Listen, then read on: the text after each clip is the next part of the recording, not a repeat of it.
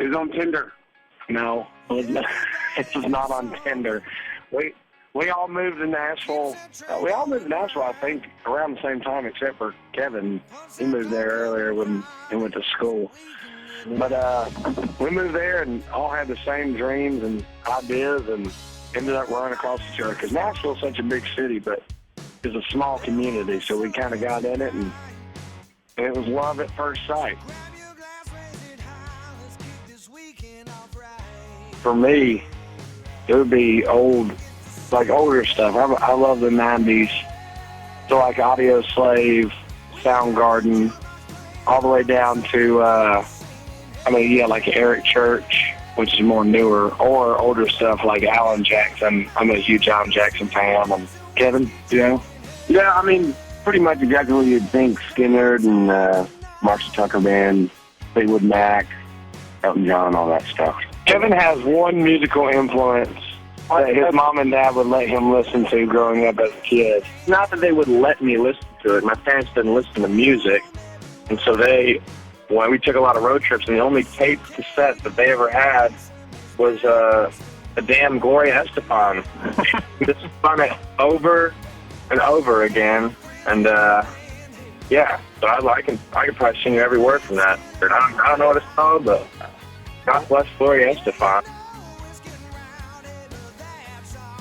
We kind of went in and had an idea of where that record was going to go, and kind of knocked it out. I think it was about 2 weeks we knocked it out. But Here's to the Ones, we kind of didn't have it finished when we went into the studio. We had a couple open slots for that one, and we're still writing while we're in the studio. And we kind of just took our time a little bit more and did it. So the recording process for us on our record have all been different, because Come to the River, we had all sat down, we wrote it, it was done, we went in the studio, did what we knew it needed to be.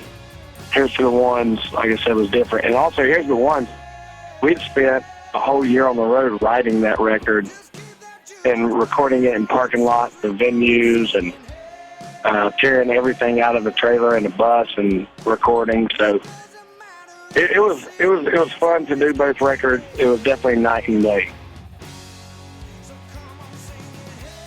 It was awesome, man. We got to play a lot of cool places. I mean, we played a lot of arenas. We got to play American Airlines Center, and it was sold out. And it was just a good time. It was good people. We got to do what we love to do and got paid to do it. I think we went back to just kind of who we were. Because, with the first record, it was songs that we had wrote. It was songs that we had wrote away from each other, like songs that we all just brought to the table over the years. Whereas Here's to the Ones was us sitting down, writing this record, just us. And so we were on the road. We were missing our old ladies at home.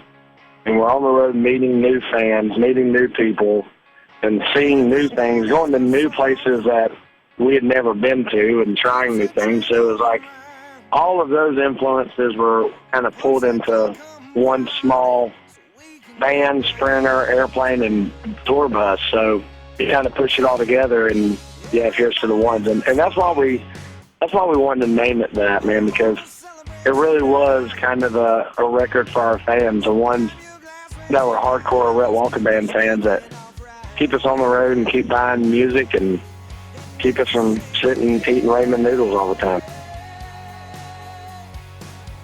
Well, we're not really working on a new album at the moment. We're just recording songs that we've been working on that we really believe in, and we'll release those as we see fit. But there's no actual record in the works at the moment. It would be, we don't know if we're going to release, we might just release some songs for free. We might just release an EP. Could become an album. Yeah, we're just kind of recording right now, which has really, really been fun because we took all the pressure off ourselves, the need to do something, and just started writing. And whatever comes out, comes out. So, Kevin's working on throwing in a couple rap songs on this. He's going to rap for us. Joe's doing a bunch of flute solos on it. I think you'll dig it. this might be a little bit counterproductive, but we do KUC live, and we kind of strip it down. I mean, the Marshall Tucker Band song, not our song, but we do it way down, no drums and nothing like that, and we all get to sing and harmonize, and I enjoy that one a lot. Your favorite song is the song we didn't write? I know, that's what I said. It might be counterproductive, but I got and I can talk to you all day. Probably Clone. Probably my favorite song to play live. Yeah. And rock out with whatever you want out. I'd say mine's someone else's song. Oh, good one. I see that. I have fun. I like that one. I like how it breaks down, does harmonies, no drums. Oh, exactly what Joe said, but it's one we wrote. Yep, I got one. Oh, man. So we were in Charlotte, North Carolina. We just played the Tin Roof, and my nanny and Poppy lived there. So we went back to their house to go swimming, and cut to the chase here. It's time to go to bed. My nanny goes, "I love you, honey," kisses me on the cheek. Goes up to Kevin's like, "Love you, sweetie pie," kisses him on the cheek, says goodnight. But she goes up to Joe and goes, "I love you, honey," and goes to kiss him on the cheek. About the time Joe turns to tell her goodnight, and they kiss on the lips. So he kisses my 75-year-old nanny on the lips goodnight. In my defense, I didn't know if that was just something that family did or whatever, so I just kind of rolled with it. Yeah. But apparently it's not at all. And then to add to this story, we played a show in Indiana last week, and I told that story.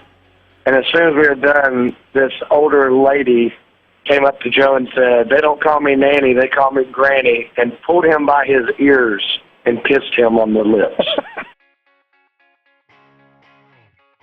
Well, most of the places we've played, or most of the places we're on the road playing right now, we've been through over the past couple of years and played these spots. So right now Kevin's playing upright, I'm playing acoustic, and Joe's playing every daggone guitar instrument you can figure out how to play.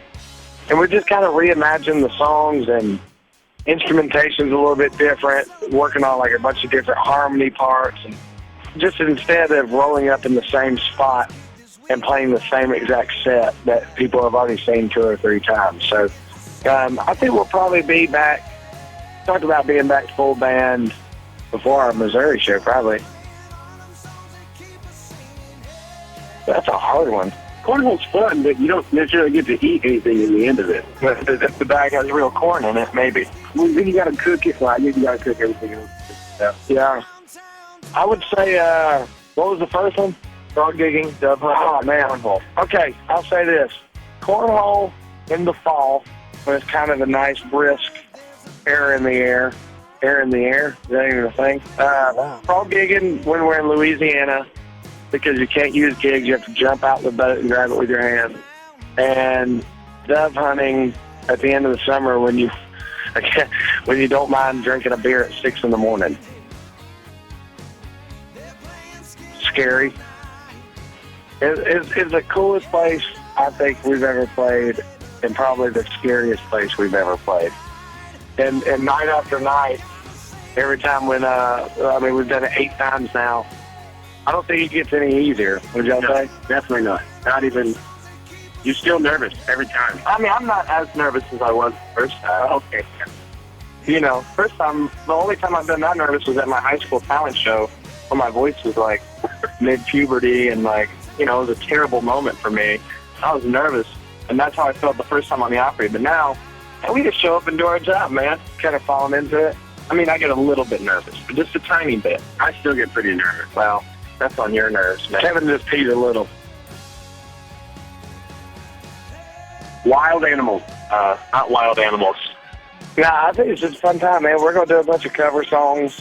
We're going to play our songs because we have to, but Joe only likes to do cover songs, obviously. But, man, we're going to strip it down, have some fun, play a bunch of Bush covers. Yep. No, man, it's just a fun time. Just one big redneck party in Joplin, Missouri.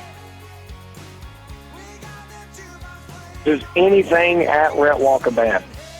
You can go to Twitter, Instagram, Facebook, Rhett Walker Band, BassProShop.com/Rhett Walker Band, TCBY, Kroger. None of them other ones work, I don't think, but it's worth a try, so just go ahead and try it.